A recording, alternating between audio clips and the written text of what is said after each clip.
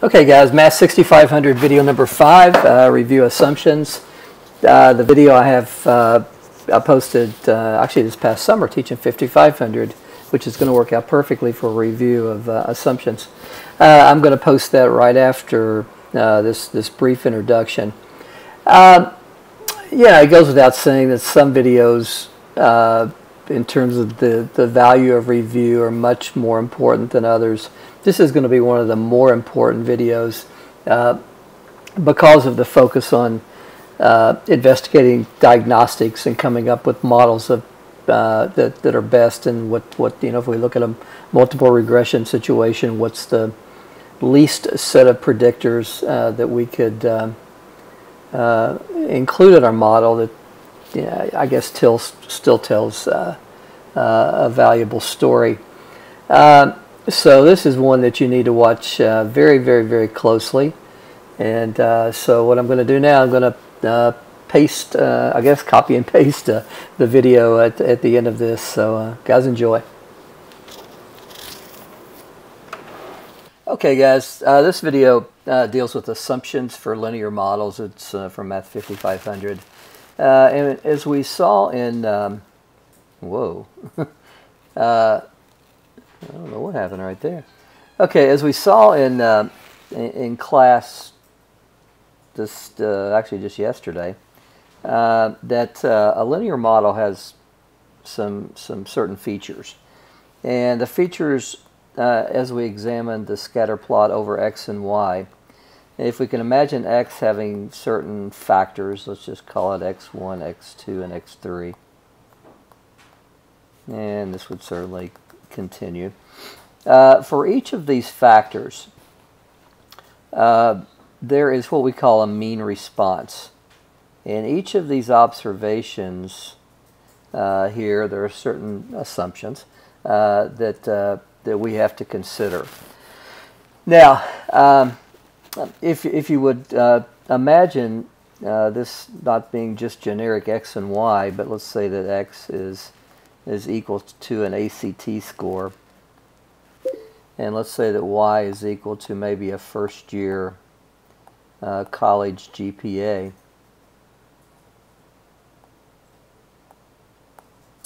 And let's say that we were examining the relationship between the two for all college students, entering college students, let's say for in the state of Ohio. So what we would do is we'd be interested to see if their ACT is a decent predictor of their first-year college GPA. Well, a linear model is something that we may consider using in that situation. So if you think about an ACT score, for example, of 24, there's going to be some mean response. If we imagine that, kind of tilt your head sideways, okay? There's going to be some mean response. There's going to be some mean first-year college GPA for all of the students who score 24. But there's also going to be some variation. There's going to be variation within the distribution. So, we don't expect every single person with an ACT of 24 to all end up with 3.0s in their first year of college. But, first of all, we know there's other factors that would certainly influence that. So anyway, we call this sampling variation, and this leads very nicely into a discussion about the assumptions of our models. And what I intend to do in this video is, first of all, go through the assumptions, and there are 4. And then I want to go pull up a kind of an arbitrary data set and run through the assumptions. It's going to be kind of cool because I don't know what I'm going to find, and I'm just going to tell you as a researcher what I would look for if this was something that I was going to examine and potentially publish. So guys, remember our linear model for our population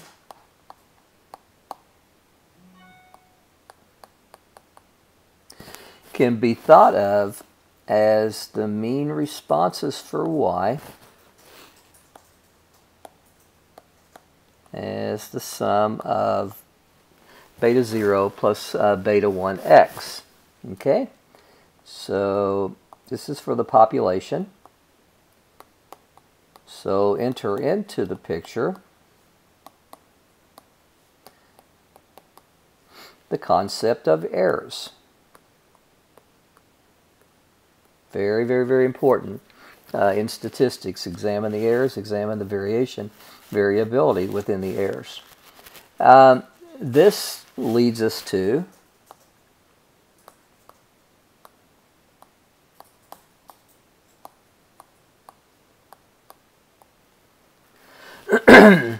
this form. But what we have to appreciate,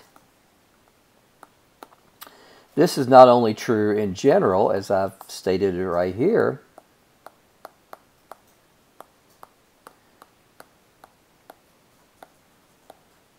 this is true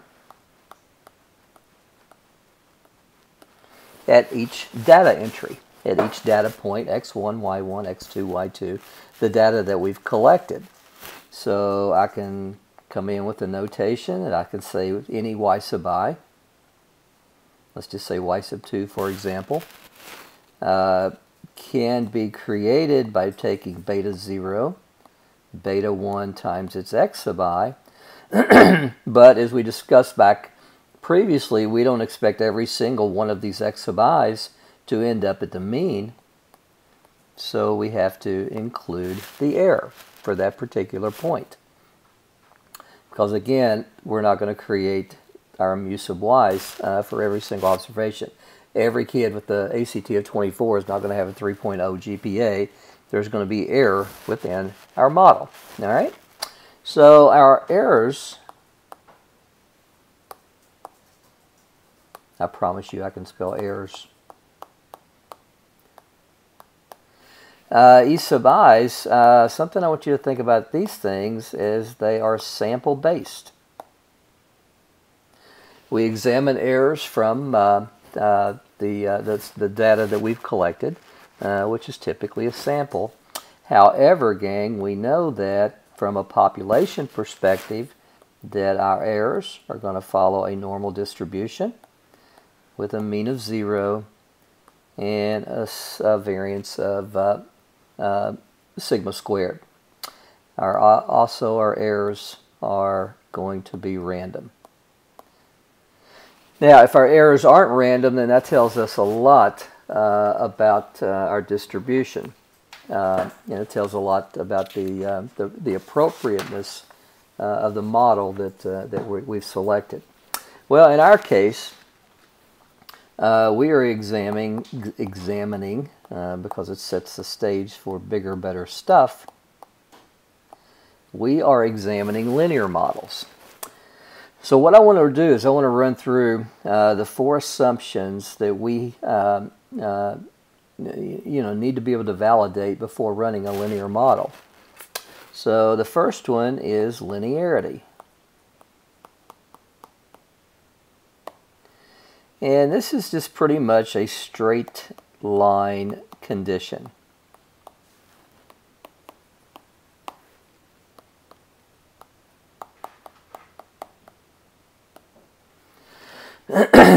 Now, I'll get into this a little more. I'm going to break each one of these down into separate pages, but I want to talk about just the assumptions more broadly on this page right here. The next thing we talk about is independence, and I'll talk more about that. The third thing we have are equal variances.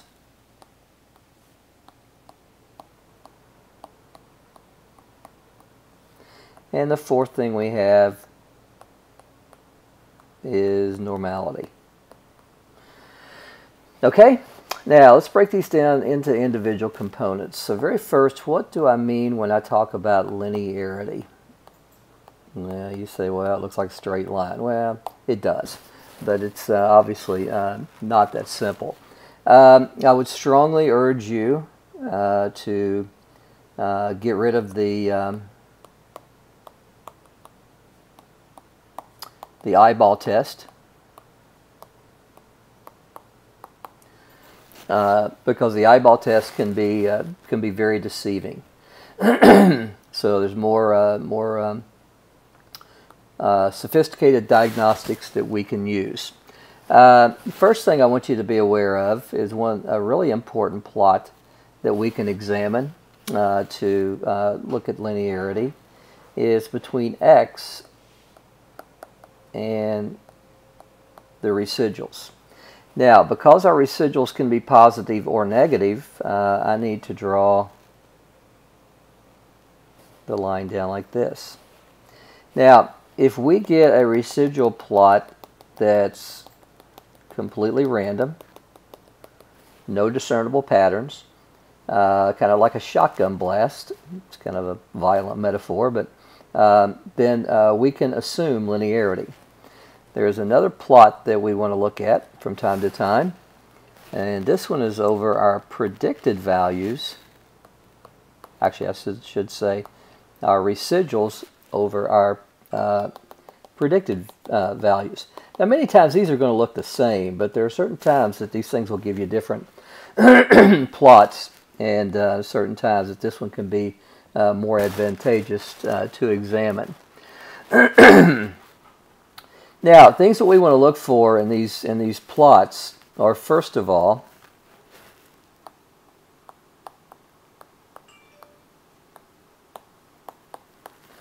randomness.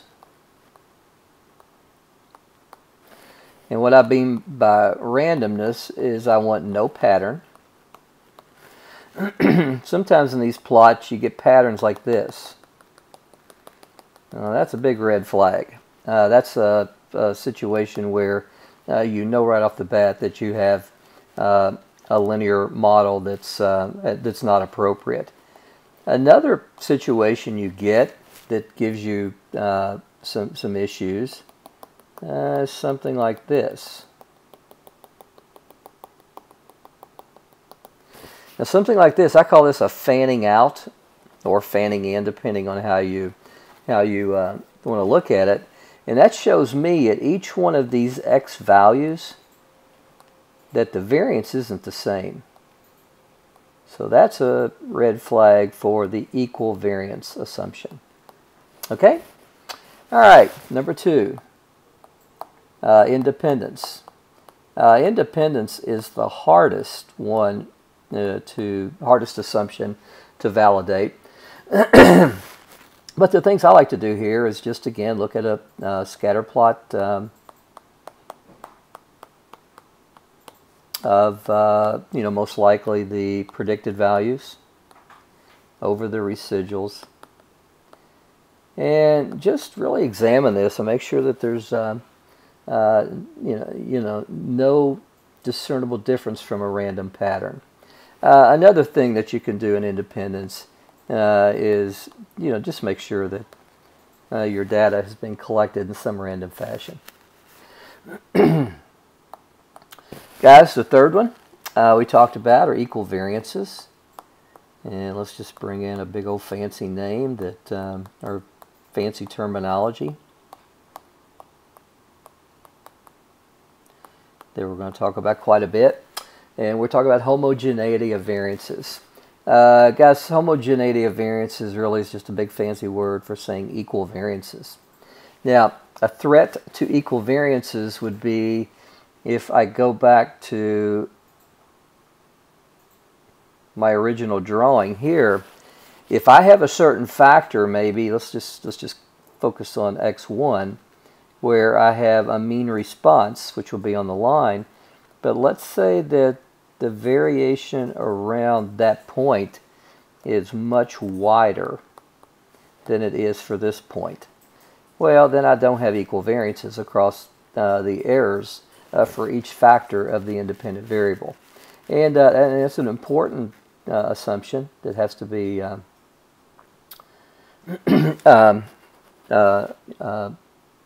validated when running a linear model. So again, the best way to look at this is to plot your residuals over your predicted values, and you want to see equal vertical distances. If you're a researcher and you see that, noticing that these vertical distances are all the same approximately, then that's good stuff. That means that the homogeneity of variance assumption has not been violated. However, if you, like I showed you on the previous screen, if you look at your y-hats over your residuals and you get a fanning out or fanning in, then that shows that for this particular value of our predicted, that the vertical distances are not the same. Down here, the vertical distance is not the same. So this would be a threat to this assumption. As the fourth assumption is the normal population assumption.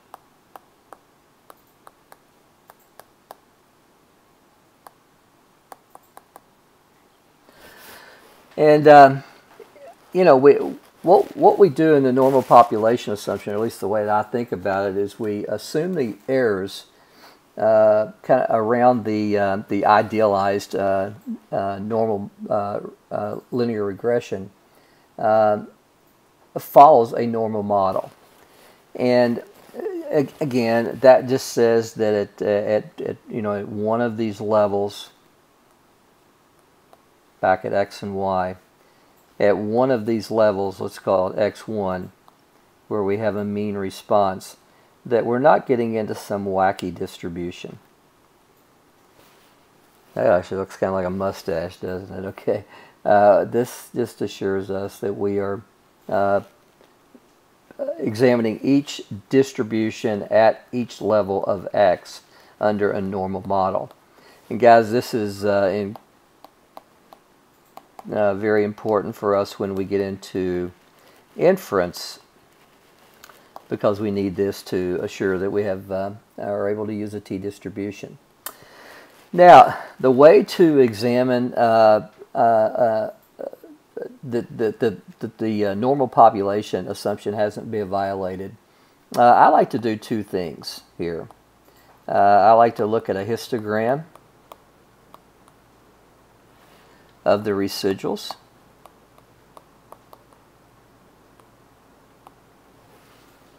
And if I get something like this, there's no reason for me not to think that this didn't come from a normal distribution. However, if I examine my residuals,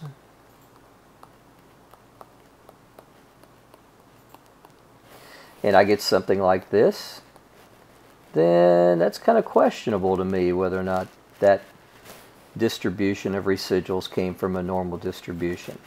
So guys, over here I would question that the normality assumption has been satisfied, because my residuals don't appear to have come from a normal distribution.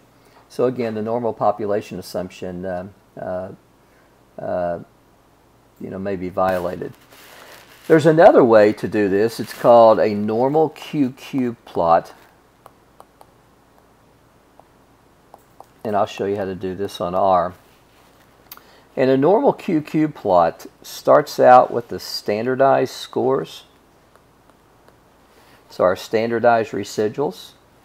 And it examines,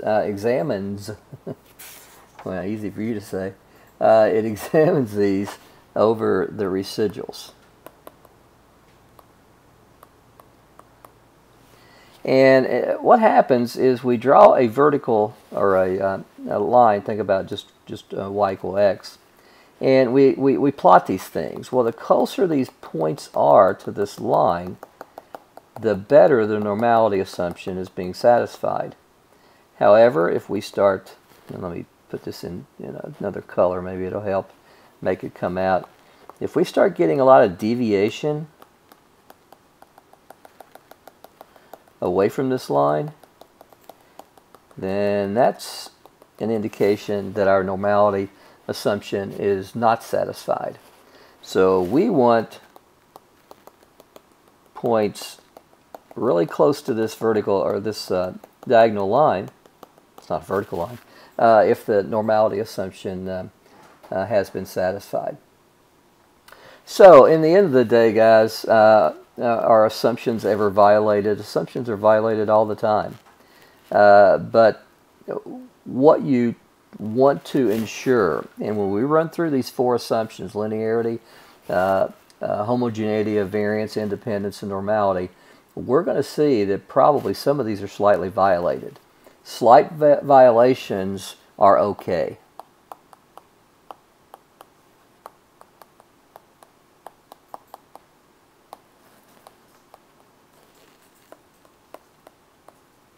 Except for independence. Statistically, violating the assumption of independence can rock your world. What happens? We can still calculate p-values, but our p-values aren't stable, and they give us very, very biased results. But slight violations of the other three, homogeneity of variance, normality, and linearity, it can be violated slightly, and we're okay. So let's, oh, I don't know, let's just get into the process. I'm really kind of shooting from the hip here. The process, and I'm going to demonstrate this on R, but the process is kind of like, really, it always reminds me of which came first. Yep, the chicken or the egg. And of course you can drive yourself crazy with conversations like that, right? But what actually is kind of strange about the process of conducting a linear model is we need to actually conduct it first so we can create our linear model, which ultimately creates our residuals, which we can examine before we really start our model. So we've almost got to create our model before we start it. So that's kind of why I always think about which came first, the chicken or the egg. So first thing I would do is I would create just a simple scatter plot over X and Y, and I would eyeball it. Does that appear linear? It does to me. Now, I'm not ready to end the game. There may be situations where I look at a eyeball something, that's not even a function, but let's look at something like that. Well, you know, you don't have to have a PhD in anything to realize that a linear model is not appropriate there. So this is a clear no. This is, well, my dogs are going crazy as usual. Imagine that. Even though this passes the eyeball test, to me it's still a maybe.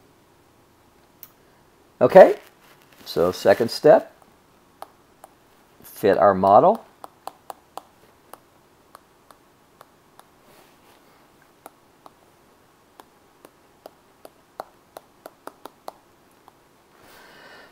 To create two things. I want my errors, which again is just a fancy way of saying residuals, and I wanted my fitted values, which are the y-hats. So I want to create those two things. Now, what I want to do from these is I want to examine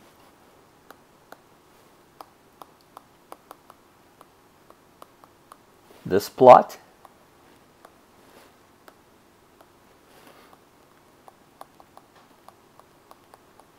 and I want to examine this plot. What am I looking for? Vertical distance is the same, no patterns, or no fanning out of the residuals. I'm going to put that right over here.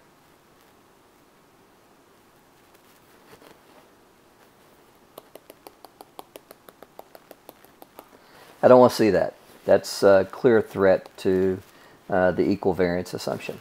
Okay? The next thing I would probably do is I want to check for outliers.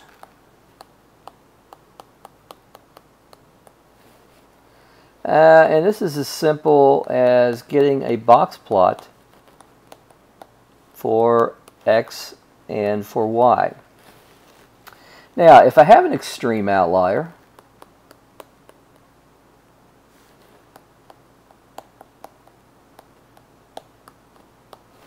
then I'd probably want to run two models.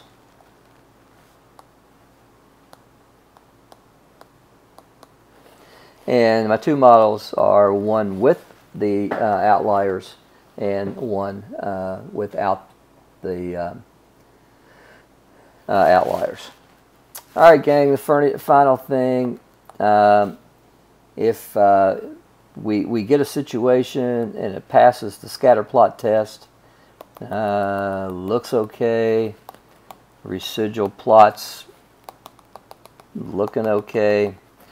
The next thing I would want to do is I want to examine the residuals.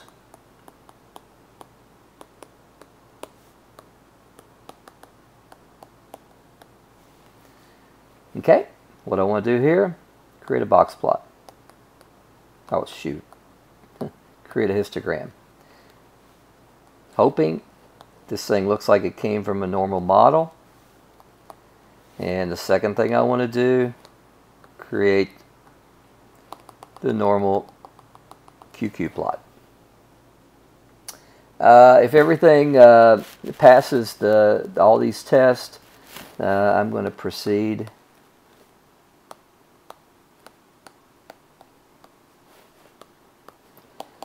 with the inference. Now, this is a good point. Let's say you go out and you collect some data on 10 observations. Whatever they may be. And the goal of what you're trying to accomplish is just to describe these 10 observations. Then you know what? Eyeball it. Create your slope. Create your... Yeah, you're not going to do any inference. You're not conducting any inference. Don't worry about the assumptions. But if you're taking these 10 people and generalizing to a larger population,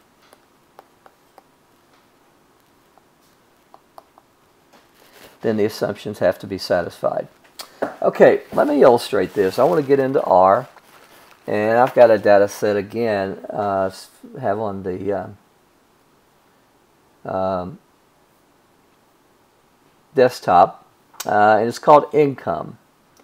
And we'll bring up income and see what it looks like. So this is going to be a good practice to get things going on R. So the first thing I would do is I would get my working directory, because I don't know what it looks like here. And you can see that it's users ddar bro, but I have my data on the desktop. So I want to set the working directory to be on the desktop. Next thing I'm going to do is I'm going to go get my data, and it's easiest to do the read CSV. So I've already changed the format of this file in Excel to a CSV form. And trust me, if you don't get it right, R will let you know really quickly. Before I do anything, I'm going to attach the data. Sometimes people forget that, and they run their means and their standard deviations, and things go wacky, and they start losing their mind, going crazy, and wondering what happened. Always go ahead and attach it. Now, I never look at this, but students always like to look at their data. So you can see here that we have 80 observations, and it looks like this this data set has something to do with income, and I'm assuming these are probably in thousands of dollars. And this is education, so I'm assuming that is probably total education from first grade. So this person right here only has a 9th grade education. Looks like this person has 7 years additional education beyond high school, so probably thinking a master's or so. It looks like there's also a categorical variable here. I assume that stands for black. I assume this is Hispanic, and I assume this is white. It kind of makes sense. Okay?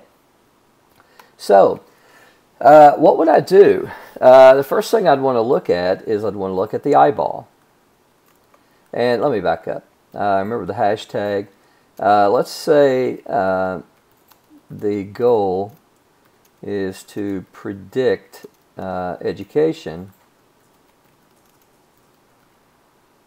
No, let's not do that. Let's predict income from education. So guys, the income is going to be our y, and education is clearly going to be the x. So the first thing I'd want to do is run the plot of education, and let me see, how do we code that? ED and INC? Okay, it's going to be easy to remember. So I want ED and INC. And I get this, and again, I haven't worked this problem, so I don't know what I'm going to find, so it's kind of cool that we can just kind of talk this through together. I haven't even looked at this. I see some linear tendencies, but if I draw a line down the middle, I mean, there's some, there's, with the eyeball test, there's some concerns. That's not the classic linear, it's not the classic scatter plot that would be well fit for a linear model that we see in textbooks. So actually, I'm really glad that I chose this one. Okay, the next thing I'd want to do is I want to fit my model. So I'm going to call it model, and I'm going to go LM. Guys, I always have to put my y first, tilde, and then put my x. I really don't care about the intercepts and the slope at this point, but I just really want to create the model. Okay. Now, once I fit the regression, there's two things I want. I want my errors. So I'm going to be creative here and call them errors. And the function on R that we do to get our errors is called resid. So I take the residuals, R-E-S-I-D, of my model, and I've stored it as errors. Now, if you're like someone who likes to see stuff, just type errors and you see there's our residuals. Now, for example, this observation number 4 has a residual of negative 13.66, which tells me that their observed value is 13.66 lower than their predicted value. The next thing I'd want to do is I'd want to do the fitted values. So the fitted, and actually it just turns out this is fitted. So if I do my fitted, you can see that I have those. Okay. Now I want to get into a couple of different scatter plots. The first plot that I want to examine my x, which is education, over my residuals, which I've called errors. Now, got some issues here, don't we? Because when we look at the level of 8, 9, 7, there's not as much variation as there is when we get on out in this part right here. Notice the variation here from about 18 all the way up. It's probably the level 16 that concerns me the most, and the level 14 that concerns me the most. So I clearly seem to have kind of a pattern, and I have evidence of this fanning out. So you guys tell me what we got on our mind here. I'm starting to question whether or not a linear model is truly appropriate. And I'm starting to really question whether or not our homogeneity of variance assumption is holding true. But I'm not going to go crazy. I'm going to go ahead and look at some other stuff. So I want to look at my fitted values over my errors. And in this situation, it looks like I get to, essentially the same thing, and I have the same concerns. Not going to do anything rash just just yet, but a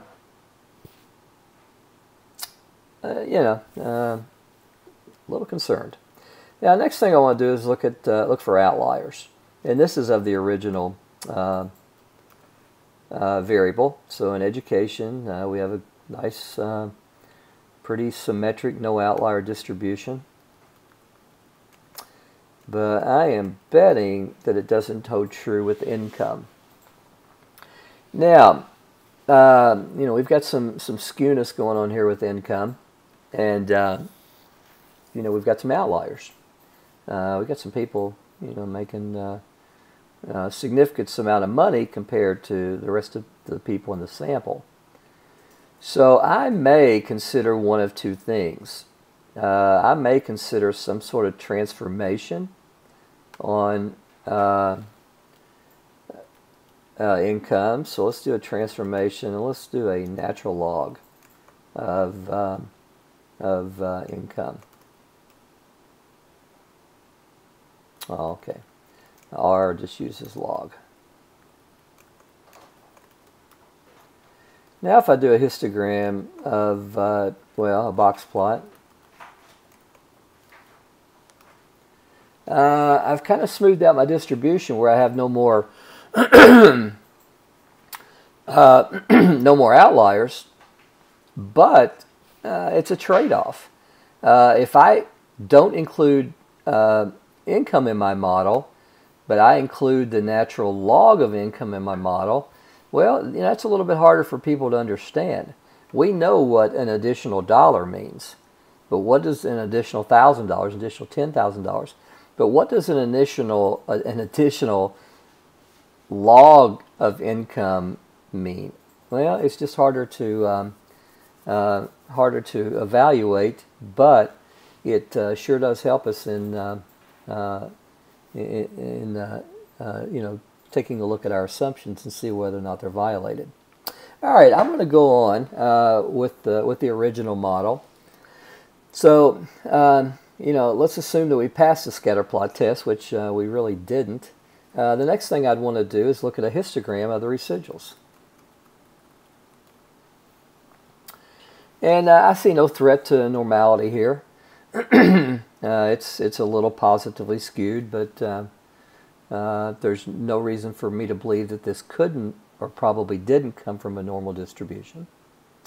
Now, the next thing I want to do is I want to look at the normal PP plot. And this is probably the most effective way to examine the normality.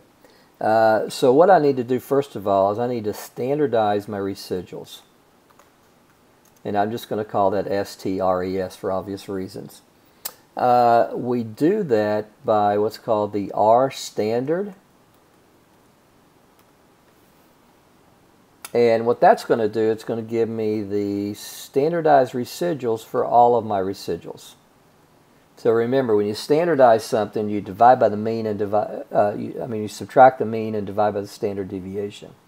And when you standardize something, you transform it into a model, a normal model, which has mean 0, standard deviation 1. So if I take the mean of my standardized residuals, then I should get something pretty close to 0, appreciating rounding issues. If I take the standard deviation of my residuals, then I'm going to get something probably pretty close to 1, which we do. Now, what I want to do now is I want to come in and get a picture. And the prompt in R for that is to go QQ norm of my model. And I would do colon here and execute something else called QQ line for my model. Maybe. Because I want the diagonal line as a kind of a reference, a comparison for my points. Now remember, if these points, okay, this is fun. What's going on here? I called it model. Oh, no, I did it wrong. This should be QQ norm of the standardized residuals, and then QQ line of the standardized residuals. First mistake I've ever made, guys. Yeah, all right. Okay, you know, we're pretty close to that line, but when we get up here in the higher end, we get a lot of deviation from the assumption of normality. So, so guys, at the end of the day, what would I do? Yeah, I don't know. My options are really pretty simple. Option number one is go ahead and run my model and report the results, but indicate to the reader that there's a possible threat to certain assumptions. The certain assumptions that I'm most concerned about are the normality assumption, I'm sorry, the equal variance assumption, and the linearity assumption. The normality assumption from the QQ plot, there's also a mild concern for that. So again, what I could do is go ahead and run my model, report the results, and make sure I report and provide pictures and graphs and scatter plots and things that let someone determine whether or not they're going to believe my analysis. The second thing I could do is run another model with education as my predictor, but what did I call the I did a transformation okay, I could do TRANS as a function of education. Now again, the problem here is oh guys, I'm losing my mind here.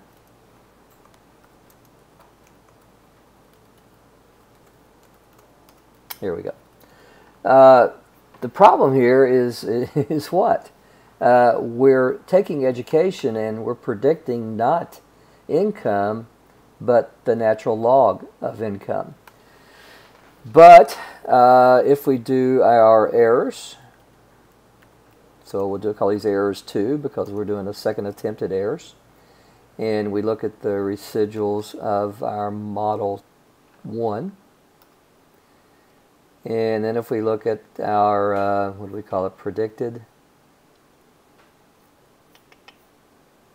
No, we just call them fitted, okay?